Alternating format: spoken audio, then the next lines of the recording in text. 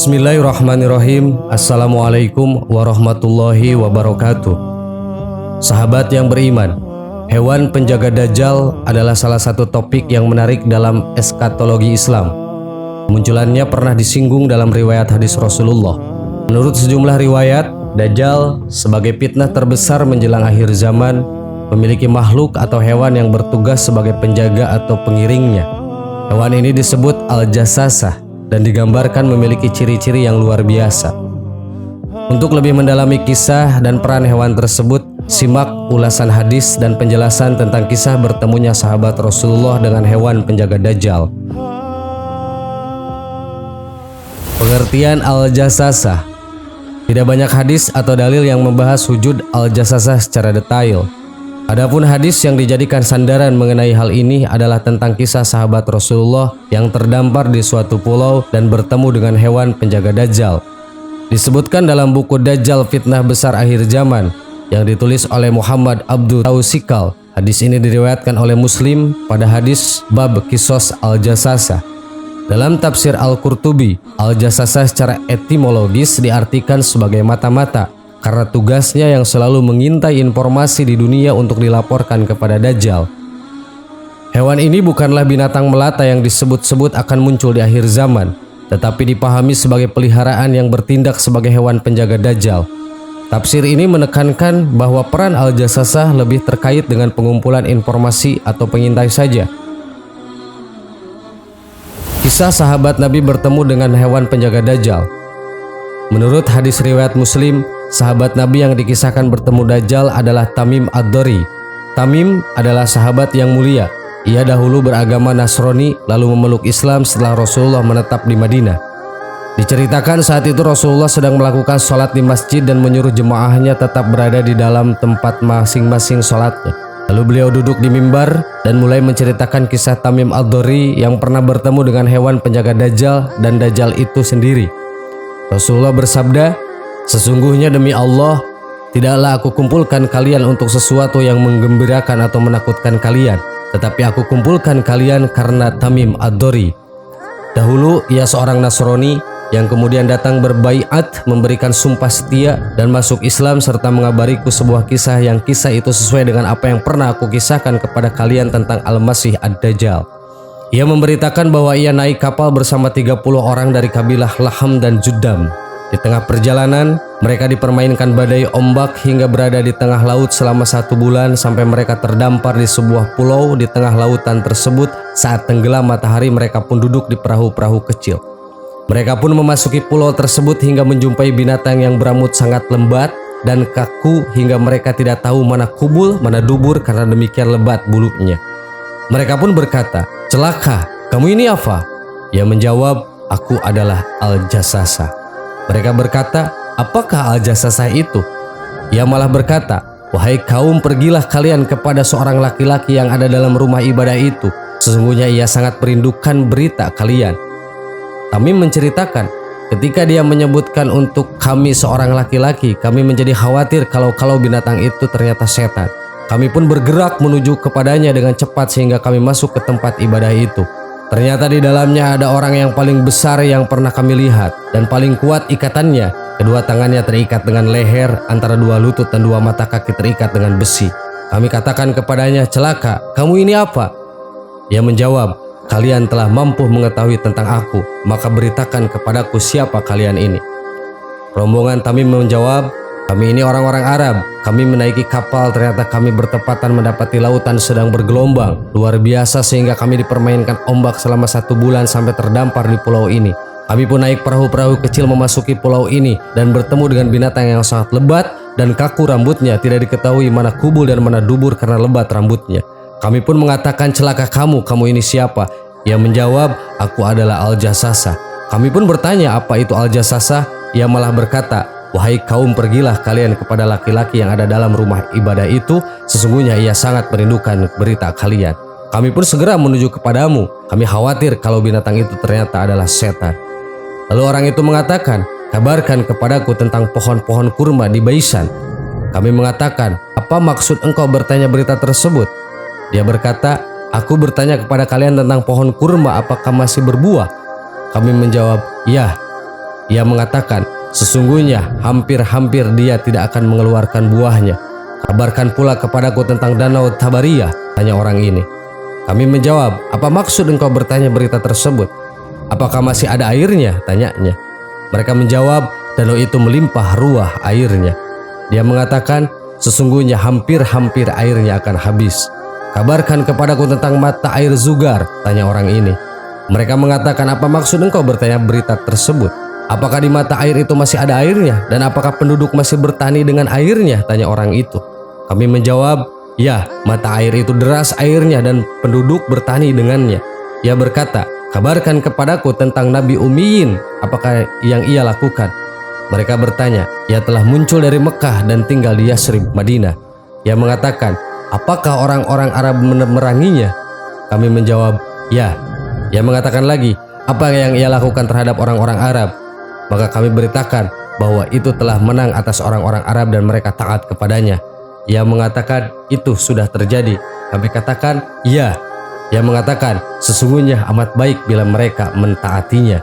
Sekarang aku akan beritakan kepada kalian tentang aku. Sesungguhnya aku adalah Al-Masih dan sudah hampir dekat aku diberi izin untuk keluar. Hingga aku keluar lalu berjalan di bumi dan tidak kutinggalkan satu negeri pun kecuali aku akan turun padanya dalam waktu 40 malam kecuali Mekah dan Taibah, Madinah, keduanya diharamkan bagiku. Setiap kali aku akan masuk pada salah satu kota ini, malaikat menghadangku dengan pedang terhunus di tangan menghalangiku darinya, dan sesungguhnya pada tiap celah ada para malaikat yang menjaganya. Fatimah mengatakan, Rasulullah Shallallahu Alaihi Wasallam bersabda sambil menusukkan tongkatnya di mimbar lalu bersabda, inilah Taibah, inilah Taibah, inilah Taibah, yaitu kota Madinah. Apakah aku telah beritahu kalian tentang hal itu? Orang-orang menjawab, ya. Nabi Shallallahu Alaihi Wasallam bersabda, sesungguhnya cerita Tamim menakjubkanku. Kisahnya sesuai dengan apa yang aku ceritakan kepada kalian tentang Dajjal serta tentang kota Mekah dan Madinah. Kemudian beliau bersabda, ketahuilah bahwa ia berada di lautan Syam atau lautan Yaman. Oh tidak, bahkan dari arah timur. Tidak, dia dari arah timur. Tidak, dia dari arah timur, dan beliau mengisyaratkan dengan tangan ke arah timur.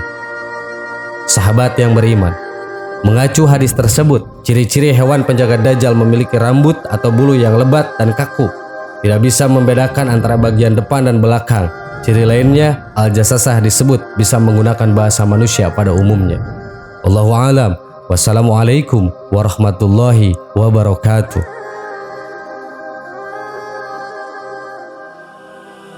Bismillahirrahmanirrahim. Assalamualaikum warahmatullahi wabarakatuh. Sahabat yang beriman, sholat sunnah dapat dikerjakan sehari-hari untuk melengkapi sholat fardu. Salah satunya yaitu sholat duha yang jadi amalan sunnah yang bisa dilakukan untuk memperoleh pahala.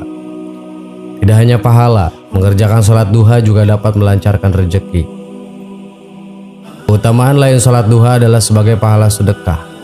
Secara lebih terperinci, siapapun yang mengerjakan sholat duha akan dianggap telah bersedekah atas seluruh anggota tubuhnya.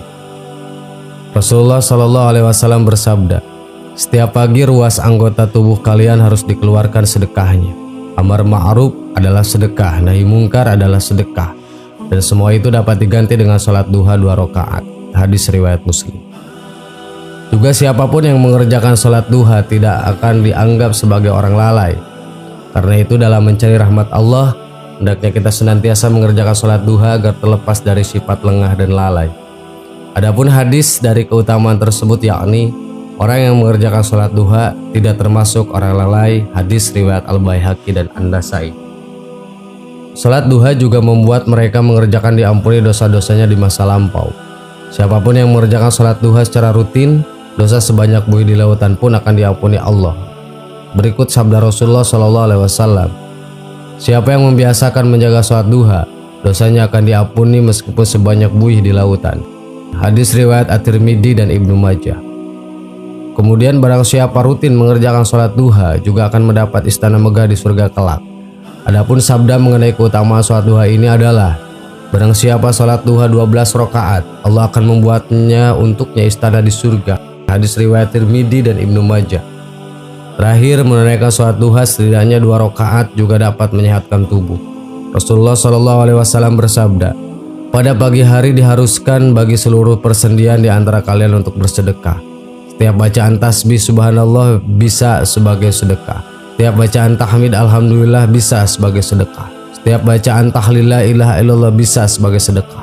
Dan setiap bacaan takbir Allahu Akbar juga bisa sebagai sedekah. Begitu pula amar ma'ruf mengajak kepada ketaatan dan nahi mungkar melarang dari kemungkaran adalah sedekah. Ini semua bisa dicukupi diganti dengan melaksanakan sholat duha sebanyak 2 rakaat. Hadis riwayat Muslim.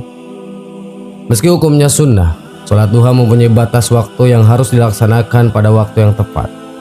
Jangan sampai ibadah yang kita jalani menjadi sia-sia dan menimbulkan dosa karena sholat di waktu yang tidak tepat.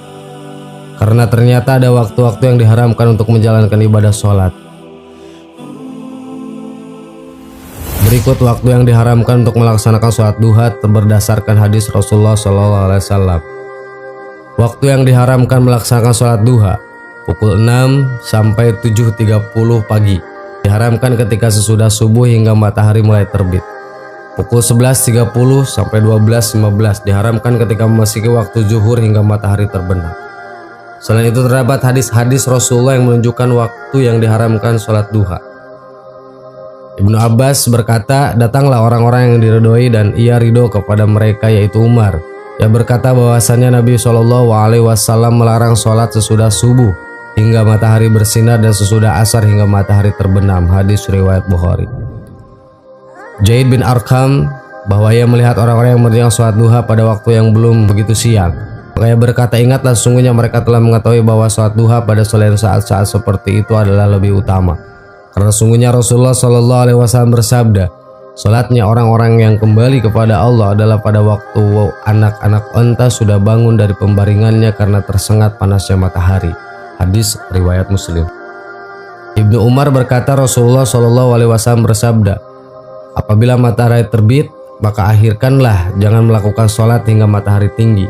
Dan apabila sinar matahari terbenam, maka akhirkanlah, jangan melakukan sholat hingga matahari terbenam. Hadis riwayat Bukhari. Hadis Rasulullah mengenai waktu sholat duha. Ilustrasi keutamaan bulan Ramadan penuh berkah. Alasan lain kenapa waktu tersebut diharamkan untuk melaksanakan sholat duha karena adanya setan yang mengikuti di waktu tersebut. Rasulullah SAW bersabda, matahari terbit dengan diikuti setan. Pada waktu mulai terbit, matahari berada dekat dengan setan, dan ketika telah mulai meninggi berpisah darinya. Pada waktu matahari berada tepat di tengah-tengah langit, ia kembali dekat dengan setan, dan ketika telah jawal atau condong ke arah barat, ia berpisah darinya. Pada waktu hampir terbenam, ia dekat dengan setan, dan setelah terbenam, ia berpisah lagi darinya. Hadis riwayat An-Nasai. Sahabat yang beriman, itulah pembahasan tentang sholat duha. Semoga menjadi ilmu buat kita semua. Amin. Wallahu a'lam. Wassalamualaikum warahmatullahi wabarakatuh.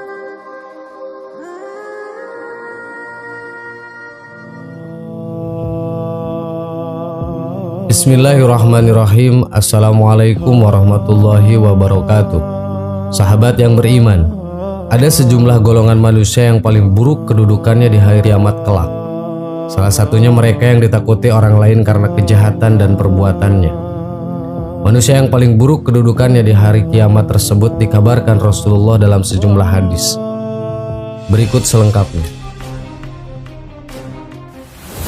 1. Manusia yang ditakuti karena kejahatannya. Salah satu golongan manusia yang paling buruk kedudukannya di hari kiamat nanti adalah mereka yang ditakuti orang lain karena kejahatannya.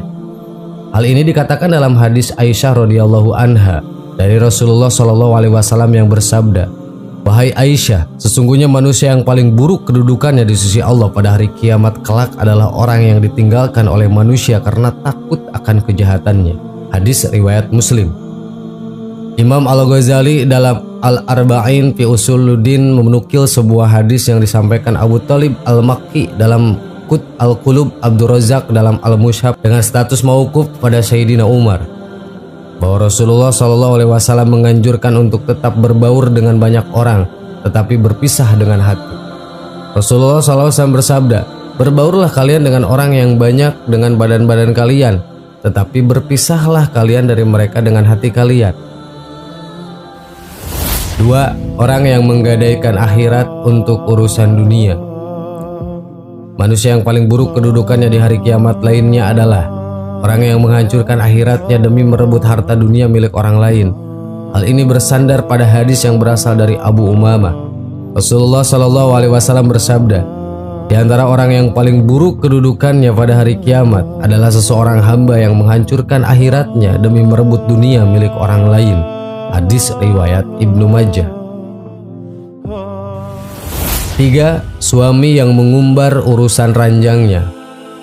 Manusia yang paling buruk kedudukannya di hari kiamat adalah suami yang mengumbar urusan ranjangnya kepada orang lain. Hal ini dijelaskan oleh Allamah Asy-Syaikh Al-Utsmani dalam Syarah Hilayah Thalibil Ilmi. Dikatakan seorang laki-laki berhubungan intim dengan istrinya pada malam hari. Kemudian pada pagi harinya ia menceritakan apa yang telah diperbuatnya kepada manusia lain. Maka dia termasuk orang yang paling buruk kedudukannya di sisi Allah pada hari kiamat. Keterangan tersebut bersandar pada sebuah hadis Abi Sa'id Al-Khudri radhiyallahu an. Orang yang paling buruk kedudukannya di sisi Allah pada hari kiamat adalah seorang laki-laki yang berhubungan dengan istrinya. Kemudian dia menyebarkan rahasianya apa yang diperbuatnya. Hadis riwayat Muslim dan Abu Dawud. Dalam redaksi yang lain, hal ini juga berlaku bagi istri yang memberitahukan rahasia tersebut kepada orang lain hingga tersebar rahasia kedua. 4. Orang yang menjumpai kiamat dalam keadaan hidup. Imam Ibnu Katsir dalam An-Nihayah fi Al-Fitan wa Alaihim mengatakan, seburuk-buruknya manusia adalah orang yang menjumpai kiamat dalam keadaan hidup. Ia menukil sebuah hadis yang menyebut, sesungguhnya orang tua renta berkata, aku pernah mendapati manusia mengatakan, tidak ada Tuhan selain Allah. Selanjutnya, keadaan semakin gawat dan kondisinya semakin bertambah serius sehingga zikir kepada Allah di bumi ditinggalkan dan dilupakan secara keseluruhan sehingga tidak lagi dikenal di bumi. Itulah seburuk-buruknya manusia pada mereka kiamat terjadi. Dalam hadis lain disebutkan, kiamat tidak akan terjadi kecuali kepada seburuk-buruknya manusia jahat. Dalam lafaz lain, seburuk-buruknya manusia adalah orang yang menjumpai kiamat dalam keadaan hidup. Keterangan bahwa hari kiamat akan terjadi pada seburuk-buruknya manusia turut disebutkan dalam hadis Abdul Aziz bin Suhaib dari Anas dari Nabi Muhammad SAW. Manusia semakin bertambah kikir, zaman semakin bertambah keras, dan kiamat tidak akan terjadi kecuali kepada seburuk-buruknya manusia. Hadis riwayat Ibnu Majah dan Abu Ya'la Al-Mausuli. Sahabat yang beriman, itulah 4 golongan manusia yang paling buruk kedudukannya di hari kiamat. Semoga kita terhindar dari golongan 4 itu. Amin. Wallahu a'lam. Wassalamualaikum warahmatullahi wabarakatuh.